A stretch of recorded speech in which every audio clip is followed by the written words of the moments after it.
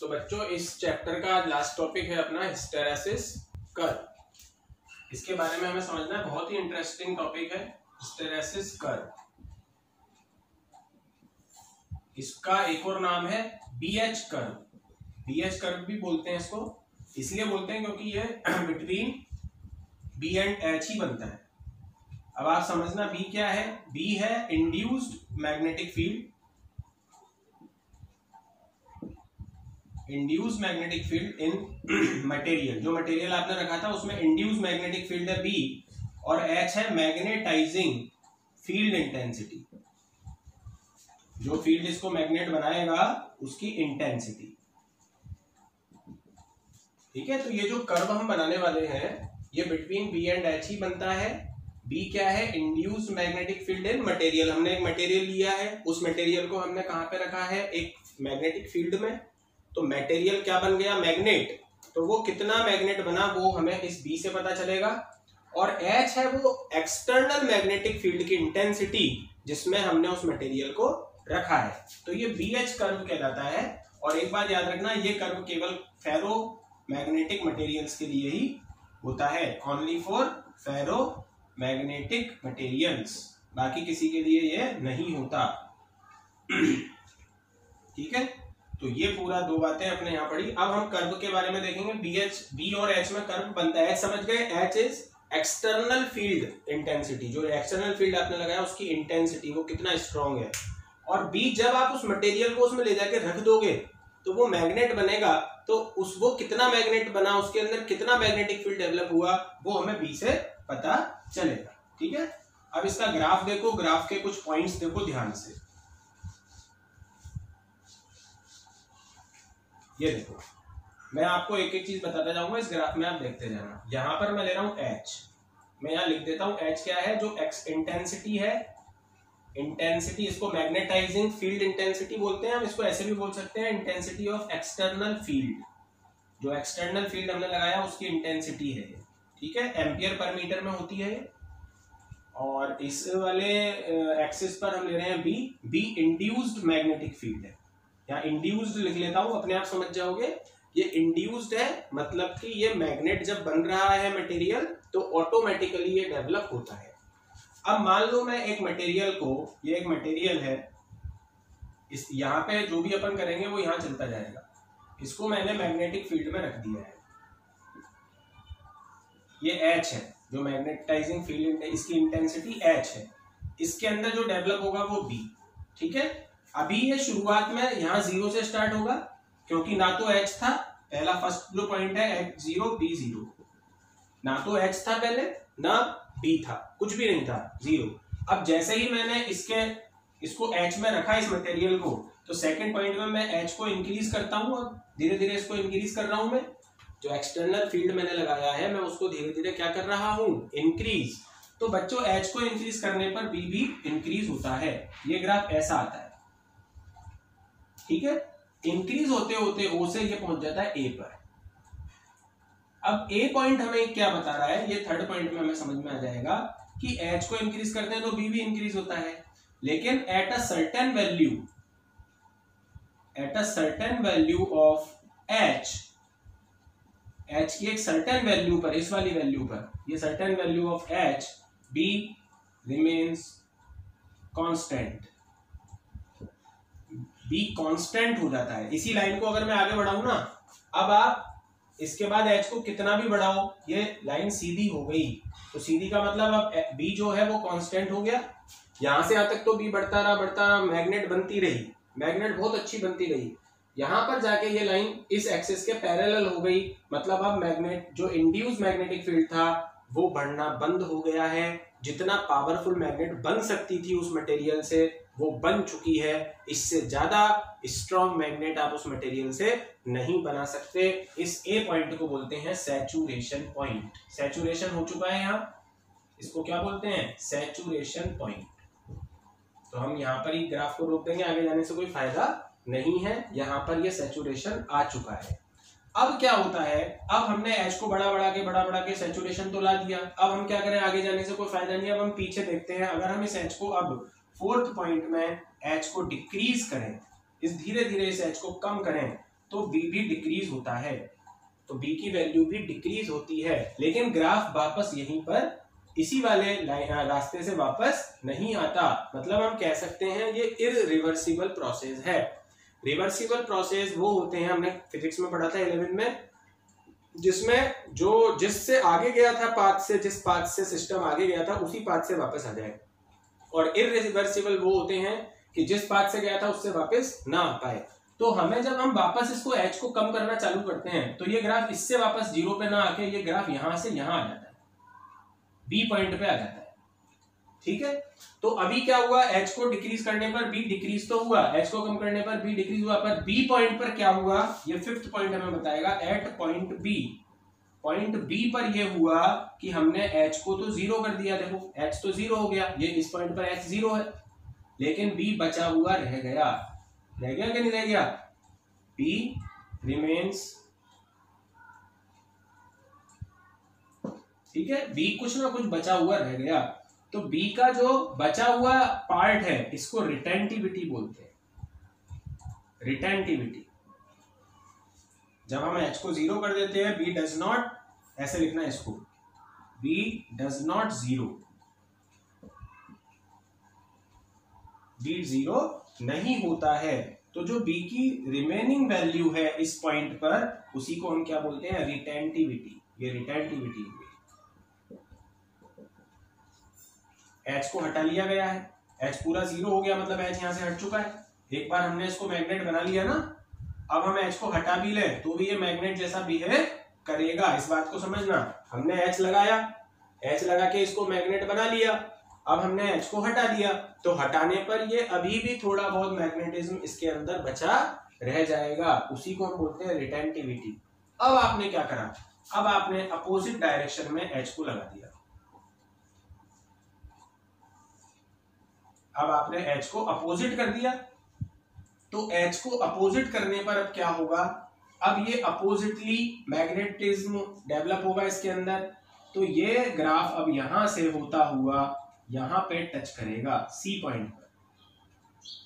अब ये C point पर क्या है, अब आपने क्या किया है, अब हम 6, ये 5 पॉइंट पहले समझ लेना। सबसे पहले एच जीरो बी जीरो, अब एच को इंक्रीज किया, बी भी इंक्रीज हुआ, ए पॉइंट पर जाकर बी जो है वो कांस्टेंट हो गया, उससे ज्यादा बी में कोई इंक्रीमेंट नहीं हो रहा, इसे बोलते हैं सैचुरेशन पॉइंट।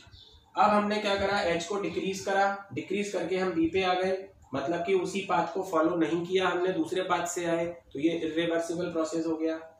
अब एच इस पॉइंट पर, बी पॉइंट पर एच जीरो हो चुका है, लेकिन B does not zero, B not equal to zero, तो बी की जो रिमेनिंग वैल्यू है उसी को बोलते हैं रिटेंटिविटी। इतना बचा रह गया उसके अंदर, जब आपने उसे मैग्नेट बनाने के बाद वापस उसे एक्सटर्नल फील्ड से बाहर निकाला तो वो ऑलरेडी मैग्नेट बन चुका था। अब आप क्या चाहते हो, अब आप अपोजिट लगाते हो एच को, ये देखो एच नेगेटिव में निकल गया, इधर एच पॉजिटिव है, इधर नेगेटिव है, इधर पॉजिटिव है एच और इस जगह पर एच नेगेटिव है। तो अब आपने इस ग्राफ को इधर लिया, मतलब कि एच नेगेटिव में निकल गया, पर बी तो अभी पॉजिटिव ही है, एच इस तरफ नेगेटिव है, बी पॉजिटिव अभी है।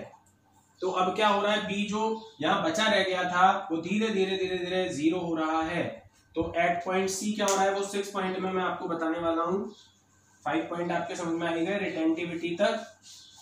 अब 6th पॉइंट में ये हो रहा है कि जब एच की एक नेगेटिव वैल्यू पर, एक नेगेटिव वैल्यू है यहाँ पर एच की, एट ये पॉइंट सी की बात कर रहे हैं हम, एट पॉइंट सी एच की एक ऐसी नेगेटिव वैल्यू है जिस पर बी जीरो हो जाता है जाके। देखो मैग्नेटिज्म था ना इसके अंदर, अगर आप किसी भी मैग्नेट के मैग्नेटिज्म को खत्म करना चाहते हो तो थोड़ी देर उसको अपोजिट मैग्नेटिक फील्ड में रख दो, तो उसकी अपने आप मैग्नेटिज्म की जो पावर है वो खत्म हो जाएगी। तो सी पॉइंट पर यही हुआ, हमने नेगेटिव फील्ड में इसको रख दिया अपोजिट वाले डायरेक्शन में, तो इसका मैग्नेटिक फील्ड सी पर आके जीरो हो गया। इस the value of H at this point is called coercivity. ये नेगेटिव वैल्यू होती है हमेशा, इसको बोलते हैं कॉर्सिविटी। ठीक है, तो एच की वो नेगेटिव वैल्यू जिस पर बी जीरो हो जाता है उसे कॉर्सिविटी कहते हैं। ये आ गई कॉर्सिविटी, देखो कॉर्सिविटी आ गई है सी पॉइंट पर। ठीक है, ये रिटेंटिविटी बी पॉइंट पर और ये ए पॉइंट पर सैचुरेशन पॉइंट। ठीक है, 3 पॉइंट हो गए हमारे। तो यहां तक ही सब हो गया काम। अब हम आगे भी हम क्या है इसको और इंक्रीज करें अगर अब नेगेटिव में, तो ये दोबारा मैग्नेट बनने लग जाएगा, लेकिन अब इसका मैग्नेटिज्म अपोजिट डायरेक्शन में जाएगा और ये इधर जाके वापस से सैचुरेट हो जाएगा। भैया अब आप एच इधर करा तो बी जीरो हो गया, शांत हो गया ये मटेरियल। अब आपने एच को और बढ़ाया तो अब ये दूसरी तरफ दूसरी डायरेक्शन में मैग्नेटिज्म इसका जो मैग्नेटिक फील्ड है, इंड्यूस मैग्नेटिक फील्ड, वो अपोजिट डायरेक्शन में यहाँ पर आके यहाँ पर वापस से आपको यही सैचुरेशन पॉइंट मिल जाएगा, लेकिन अब की बार अपोजिट डायरेक्शन में मिलेगा।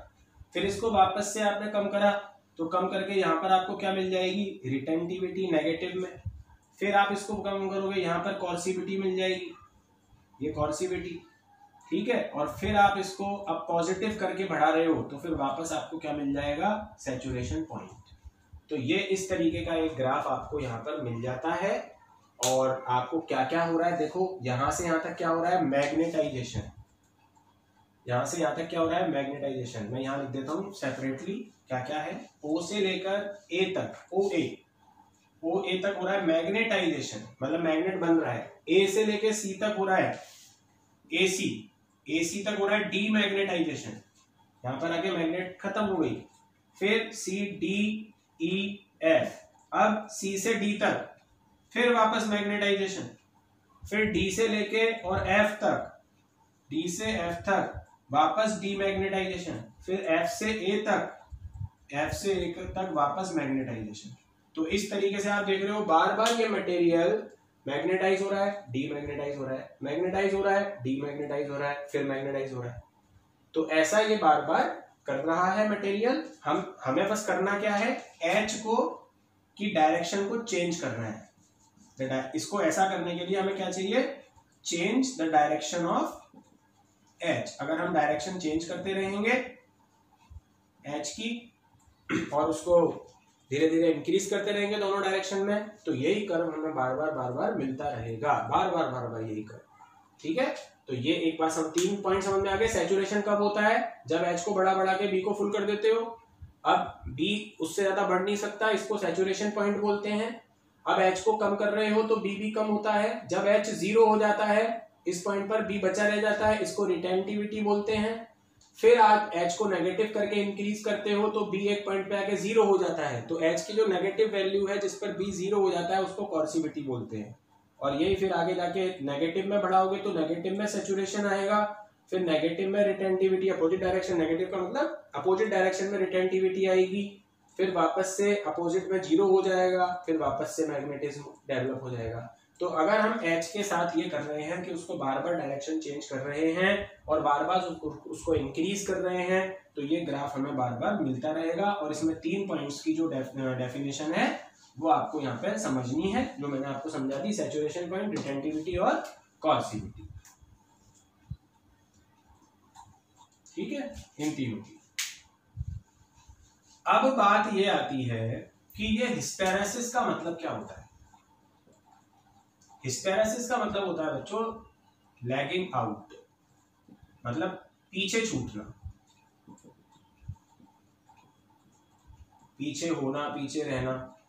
तो एक्चुअली हो क्या रहा है, जो बी है, बी इज लैगिंग आउट, वो पीछे है फ्रॉम एच, एच से पीछे है। देखो यहां पर इस पॉइंट्स पर देखो आप, एच 0 हो गया पर बी 0 नहीं हुआ। बी को 0 होने के लिए थोड़ा सा और आगे अब एच को नेगेटिव करना पड़ा, एच नेगेटिव हो गया तब जाके बी 0 हुआ। तो आप देख रहे हो कि एच से पीछे पीछे चल रहा है बी। इस वाली कंडीशन में एच 0 हुआ, बी 0 नहीं हुआ। जब एच को नेगेटिव किया तब जाके बी 0 हुआ, मतलब एच आगे है और बी पीछे है, तो इसलिए हम बोलते हैं B is lagging out from H. और इसीलिए इसको हिस्टेरेसिस का मतलब यही होता है, लैगिंग आउट मतलब पीछे चलना। तो बी एच के पीछे पीछे चलता है, इसलिए इस ग्राफ का नाम क्या है, हिस्टेरेसिस कर्व। अब बच्चों इसमें एक हिस्टेरेसिस लॉस होता है, उसके बारे में मैं आपको समझाता हूं। हिस्टेरेसिस लॉस, ये बच्चों एनर्जी लॉस है। हिस्टेरेसिस लॉस क्या है, एनर्जी लॉस। तो पहली बात मैंने आपको बताया था, ये इरिवर्सिबल प्रोसेस है। कैसा प्रोसेस है, इरिवर्सिबल, क्योंकि जिस पाथ से हम जाते हैं उससे वापस नहीं आते, दूसरा पाथ हमें मिलता है। यहां पर भी हमने जो मैग्नेट बनाया था, ये मैग्नेट बना यू, लेकिन डी मैग्नेट हुआ यू, तो आप देख रहे हो जिस पाथ से हम आगे गए उससे वापस दूसरा पाथ मिला हमें पीछे जाने के लिए। तो जब पाथ चेंज हो जाते हैं दोनों फॉरवर्ड और बैकवर्ड के, तो डायरेक्शन बैकवर्ड और फॉरवर्ड डायरेक्शन के पाथ अगर चेंज हो जाते हैं तो वो प्रोसेस इरिवर्सिबल होता है और ये मान के चलना उसमें एनर्जी लॉस हो जाती है। तो उस एनर्जी लॉस को हम क्या बोलते हैं, हिस्टेरेसिस लॉस। ठीक है, क्योंकि ये क्या है, इरिवर्सिबल प्रोसेस, ये आपको दिख ही रहा है, इसलिए इसमें एनर्जी का लॉस होता है। वो एनर्जी क्या करती है, मटेरियल को हीट में, उसको हीट में कन्वर्ट हो जाती है। वो एनर्जी, जो एनर्जी यहाँ लॉस हुई वो किस में कन्वर्ट हो जाएगी, हीट में, और जो भी मटेरियल होगा वो गर्म होता जाएगा और मेल्ट तक भी हो सकता है। इतनी ज्यादा एनर्जी इसमें प्रोवाइड होती है कि वो मेल्ट भी हो सकता है। तो ये एनर्जी लॉस होता है। अब ये एनर्जी लॉस कैसे निकाला जाता है, जो एनर्जी लॉस यहाँ पर होता है वो सीधा सीधा एरिया ऑफ हिस्टेरेसिस कर्व, इसका जो कर्व का एरिया है उस पर डिपेंड होता है। Area of hysteresis curve is directly proportional to the energy loss per unit volume. Per unit volume, जो भी मटेरियल आप, जिसको भी मटेरियल को मैग्नेटाइज और डीमैग्नेटाइज बार बार कर रहे हो, उसके पर यूनिट वॉल्यूम में जो एनर्जी लॉस है पर साइकिल, एक पूरे साइकिल में, ये पूरा एक साइकिल होता है, मैग्नेटाइजिंग डीमैग्नेटाइजिंग, मैग्नेटाइजिंग डीमैग्नेटाइजिंग और फिर वापस मैग्नेटाइजिंग। देखो, मैग्नेटाइजिंग डीमैग्नेटाइजिंग, फिर मैग्नेटाइजिंग, मैग्नेटाइजिंग डीमैग्नेटाइजिंग, फिर मैग्नेटाइजिंग, यहां तक आ गए, फिर वापस से डीमैग्नेटाइजिंग और फिर वापस से मैग्नेटाइजिंग। ये पूरा एक साइकिल होता है इसका।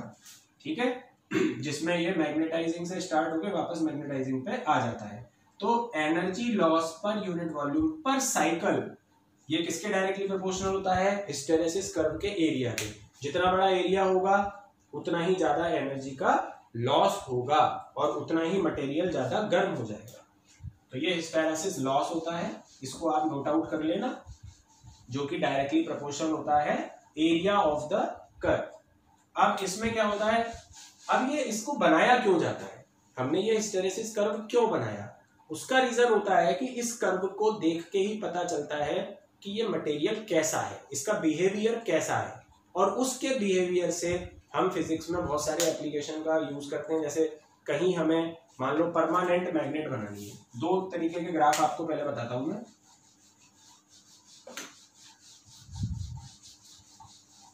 देखो होता क्या है, जो फेरोमैग्नेटिक मटेरियल्स होते हैं, फेरो, वो टू टाइप्स के होते हैं। एक होते हैं सॉफ्ट फेरोमैग्नेटिक मटेरियल्स और एक होते हैं हार्ड फेरोमैग्नेटिक मटेरियल्स। इन दोनों का ग्राफ में एक डिफरेंस होता है, उसको समझो। एक का ग्राफ ऐसा होता है, ये सॉफ्ट है, इसका एग्जांपल मैं लिख रहा हूं सॉफ्ट आयरन।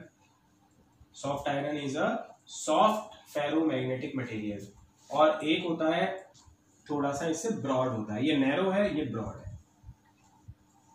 एक होता है ऐसा, ये होता है हार्ड का। इसका एग्जांपल अगर हम देखें तो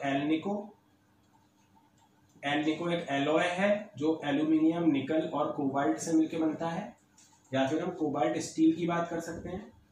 ये सब क्या है, एलॉयज हैं। तो इनको बोलते हैं हार्ड मैग्नेटिक सब्सटेंस बोलते हैं इनको, और इनको सॉफ्ट मैग्नेटिक सब्सटेंस बोलते हैं।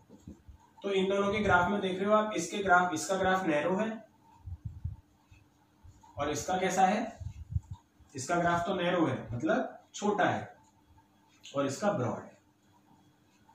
ठीक है, तो अब होता क्या है, अब मान लो मुझे परमानेंट मैग्नेट बनानी है। अच्छा, इन दोनों के ग्राफ में एक चीज पता चल रही है कि एक तो इसकी रिटेंटिविटी कम है, एक इसकी कॉर्सिविटी भी कम है। रिटेंटिविटी कम इस वाले ग्राफ से, कॉर्सिविटी कम,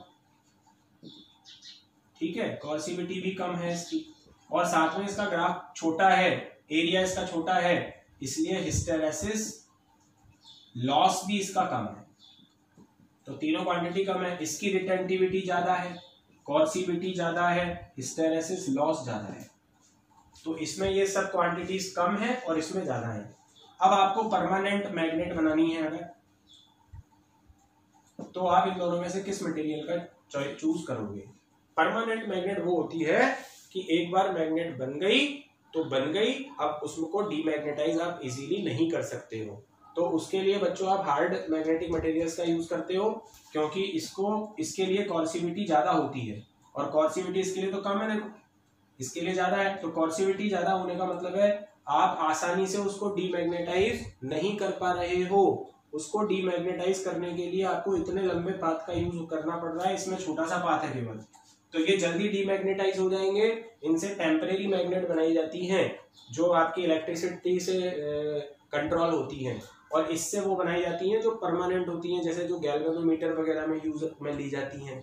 तो इनसे परमानेंट मैग्नेट बनाई जाती है, क्योंकि इनकी कॉर्सिविटी ज्यादा चाहिए हमें, और ज्यादा से ज्यादा पावरफुल मैग्नेट भी होनी चाहिए, तो रिटेंटिविटी भी ज्यादा होनी चाहिए इनकी, और इनका हिस्टेरेसिस लॉस क्या होना चाहिए, वो तो ज्यादा हो, उससे कोई फर्क नहीं पड़ता। हाँ, इनका यूज वहां पे करा जाएगा जहां पर कोर बनानी होती है, जैसे हमें कहीं पर कॉइल को लपेटना है और उसमें करंट फ्लो करनी है, अल्टरनेटिंग करंट। तो अल्टरनेटिंग करंट में क्या होता है, बार बार डायरेक्शन बदलती है, जैसे एच की डायरेक्शन में मैंने बोला था ना बदलनी होती है।